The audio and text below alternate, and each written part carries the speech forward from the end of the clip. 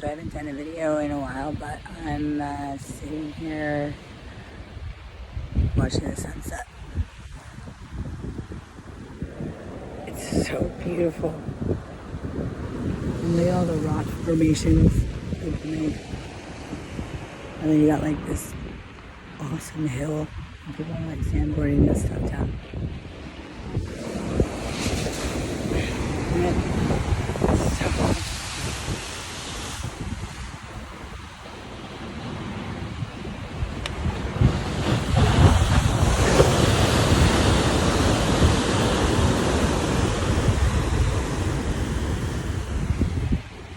So I'm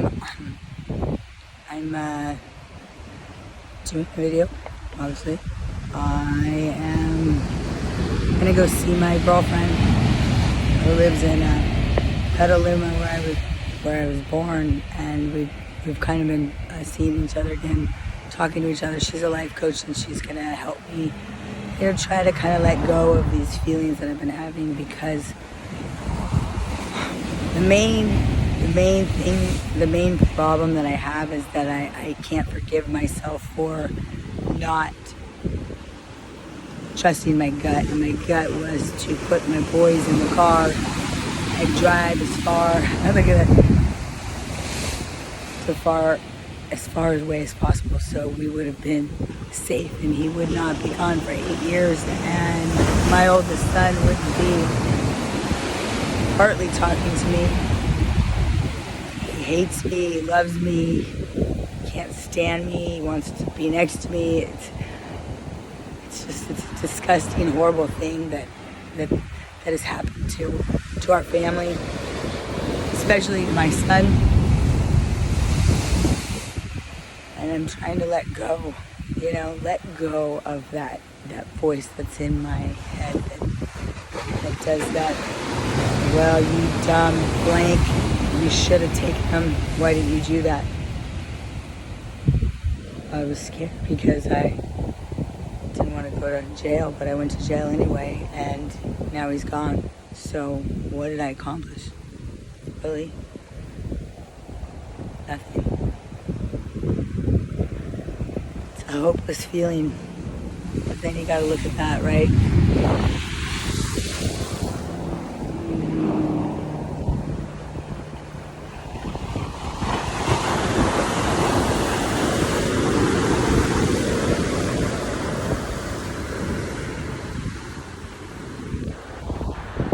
Gotta mean something, I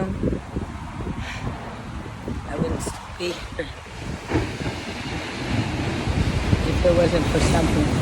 So I've graduated from school, I've got my license, I haven't started working yet. I always work on other people and not myself, which is something you shouldn't do. Don't do it. Just, you need to focus on yourself. It's the most important thing, because you have to take care of yourself, me included.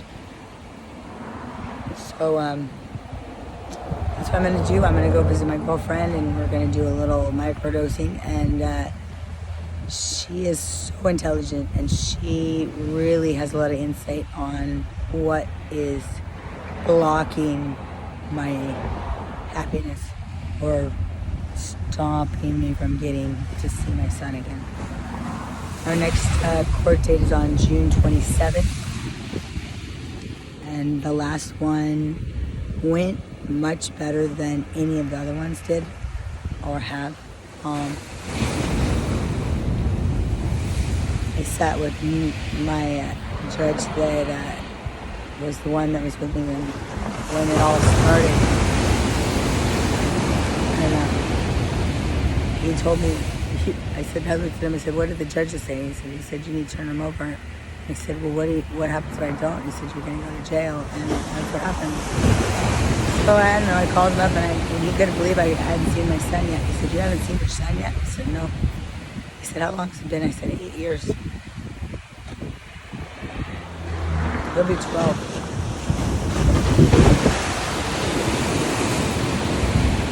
My roommate, my ex, well, not ex, but my late roommate who just passed away from COVID, I was hanging out with his son. That's another story. Man, I'm telling you, like, I'm better just doing this solo because people are whacked, man. They just,